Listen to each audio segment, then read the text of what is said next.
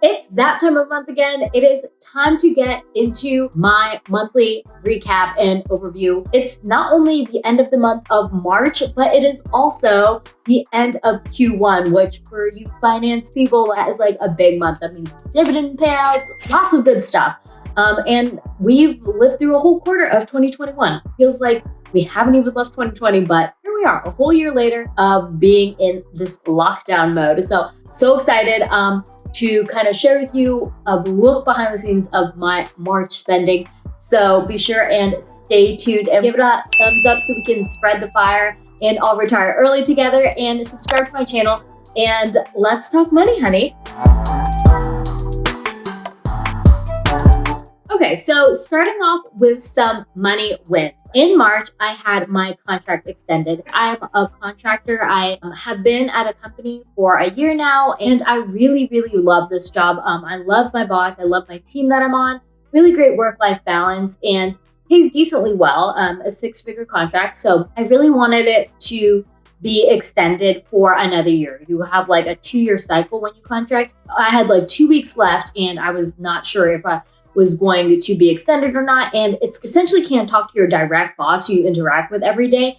Like they have to talk to the agency who talks to another agency who talks to your agency about extending you. So I couldn't ask her directly, but I was like, hey, like it's coming up on a year. Like I know you can't talk to me directly about extending, but let me know if I should take like a 3-month vacation. She was like, nah, like I can't say whether or not you're being extended, but definitely don't take that vacation, take PTO if you want to do a long thing. So that's how I kind of knew I was getting extended. But then I got the official confirmation like a week before it actually ended up being over. So that is super exciting, which brings me to my next point. I maxed out my 401k because I was able to get this extension.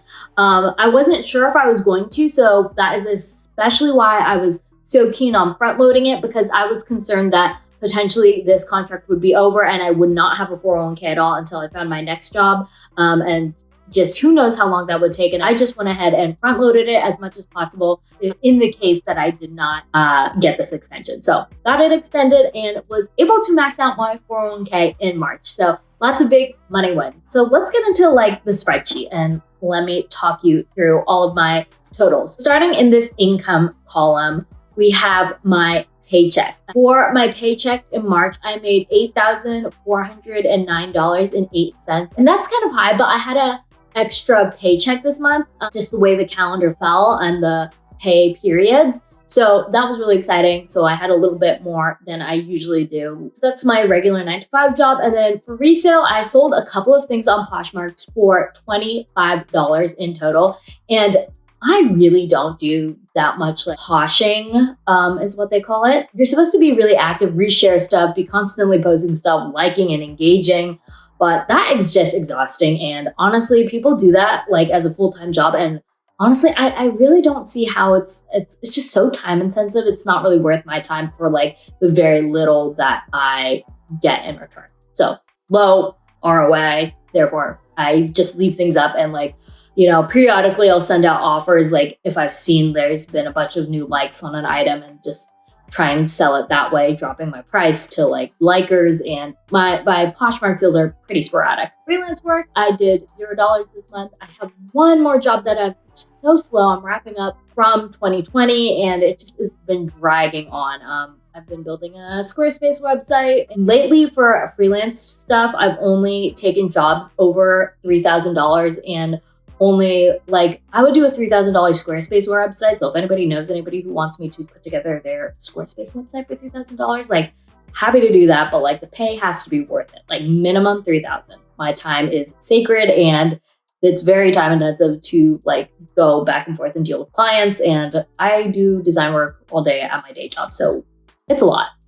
So no freelance work. Cashback, I got $52.28. And this was really great because I randomly checked my Dosh app, which I will leave a link below if you want your first $5. I like it so much. I like it more than Rakuten or Fetch or Ibotta because like it's so passive. All you do is link your credit card and then just shop as normal. And then check it like a year later and you'll have like cash in there that you can cash out. I will say it's kind of like a slow grow and the minimum cash out is $25, but like they have stores for like 5% cash back, like H&M, Aerie, American Eagle. And then a lot of local like restaurants that have like randomly 5% back, which is good. Like if you buy directly from the restaurant, you get 5% back and it helps the restaurants way more than ordering through like Uber Eats, Postmates, that type of thing. That's like horrible for small businesses and small restaurants and actually kind of hurts them. So best to order directly. And if you do, a lot of the times it will be linked up to Dosh and you can get cash back and that's free money for you. So I will leave my link below to get your first $5 free. And I think I get a $10 kickback. Just FYI, I just want to be fully transparent. But I like it because it's literally so passive. You don't have to remember to click like a widget, Chrome extension or scan your coupon. Also, Drop is a good one for that. But also the threshold has been kind of high. It's like $35 to cash out for an Amazon gift card.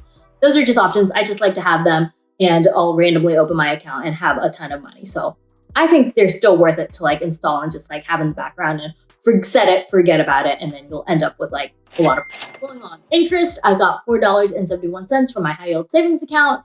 Dividends, end of Q1. So dividends payout usually happened at the end of quarters and especially in December, Q4 end of year payouts is wild. So dividends are extremely, extremely high this month. I got $229.82. For Millennial Money Honey, I made $16.34 between my Etsy shop and Buy Me a Coffee. If you guys are interested in supporting this work and consuming this content for free and want to support me and my work, you can buy me a coffee. I have my link below to, support my fills, caffeine, fuel addition, super into ecstatics. I really like this rose one. I don't know if it's new or not, but I just had a sip of my sister's the other day and it is bomb. I love all things floral, like salt and straw ice cream, lavender ice cream, the best. Tangent. And then I got $5. My uncle had sent a late pocket money for Chinese New Year. So $5 in red pocket money. Moving over to the expense totals. House, utilities, transportation, really low cost month, $0. Groceries, spent $40.08. Food is where I kind of splurged a lot. For the first week in March, I'm still down in Los Angeles eating out more. So $175.45 in food spending. And I treated myself to a sushi dinner to celebrate my extension. So I did spend a lot, but a lot of the times it was to celebrate my sushi dinner for my contract that got extended. So food, worth it, worth spending on. Drinks, $0. Work, my typical usual $26.99. That is for my Bonsai app that does all my invoicing for my design stuff. Even though I didn't really have any freelance work come in this month, I just pay for it. It's worth it to have it. Makes me look so much more official. If you want to sign up, be sure to check out my link below. If you're also a designer, really levels up your game. Entertainment, $58. What was that? Oh, I know. I went to the Huntington Gardens down in Los Angeles. It's over in like the Pasadena areas. Beautiful to walk around. Just the Japanese gardens and Chinese gardens were amazing. If you've looked at any of my content recently on Instagram, like it is all from there. All those photos are definitely from there. $58. For the ticket for me and my friend. Travel, $0. Car, $0. Health, $0. Shopping, $45.26. I actually went thrifting. I got a couple things for myself, and then I got a couple things. I just bought them for my little sister. Yeah, she's doing like a no-spend year, but I don't know how she finesses me all the time. If you saw what I spent in a week, like she finessed me with this plant thing too. But anyway, happy to support her because I clearly make a lot more than her and save a lot more than her, so I can thrift some few items for her. So gifts, $20 went to support my girl Sanaya Finance and Gigi at First Gen Money Musings. They did this awesome talk about like Black women in the finance industry, and then didn't have any miscellaneous spending, so $0. Savings total finished contributing to my 401k, so that was $4,189.18. Done contributing to my IRA for this year, so that will be $0 from here on out. savings in my high yield savings account was $3,300. I am kind of building that up a little bit in anticipation of paying my taxes. I'm going to owe some because I did $20,000 worth of freelance design work. And then brokerage, $0. I just started turning on, now that I've built up my tax money pool and finished contributing to my 401k, I'm going to start turning on a $2,000 bi-weekly transfer to my brokerage account, thinking aloud. SEP IRA, I need to talk to my CPA, but he said I can contribute to a SEP IRA based on the design freelance income that I made last year. And anything that was left over went into my checking, and that was $1,253.05. So for my March total, my total income was $8,742.23. I don't think I had a couple of 10K months last year, but because I was doing so much design work, but I don't really think I'm going to have that this year unless something takes off. Expenses were $365.78. So pretty low spending this month. My savings rate, because I'm living at home and everything else, I am really high. I think this is the highest it's been. Let me check that before I lie to you. Yeah, 95.82% is the highest I have ever saved, ever, I think. That's insane. Again, living at home, all these other factors, I'm saving so much money. Bless my parents. I really, truly could not do this without them. It kind of never really was discussed, but it was always just okay, you won't pay rent, you're gonna save up money. And I asked my mom, do you feel comfortable with that? Why did you let me do that? And she was her answer was just yes, of course. If you were to pay me rent, I would just save it all for you so that you could buy your own house. And I really think that is a reflection of, my parents' values. They really want to, see us do better and set us up for even more success than they had. Actually, my parents probably had already bought a house by my age. But aside from that, they just are wanting me to do even better than them. And they know the housing market is insane in California. And yeah, they're just really trying to help me. And I'm so appreciative of that. That's kind of how she looks at it. She just really wants me to save to buy my own house, to move out forever. I would definitely be here all the time, even if I did buy my own house. So after all of that, my savings was $8,376.45. So my March totals looking insane. That is such a fire month for me, truly fire. And I hope that gave you some insight into my spending.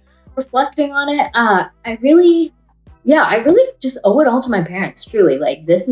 All of the saving is really only made possible because of them. And Q1 has been really good to me. I really achieved all of my financial goals. I had a couple of health goals doing yoga 15 minutes a day and meditating for 3 minutes a day that I completely failed. So I'm going to reevaluate my goals for Q2, but I will kind of do a more in-depth Q1 goals recap and then a Q2 goal setting video too for you if you're interested. Let me know in the comments below.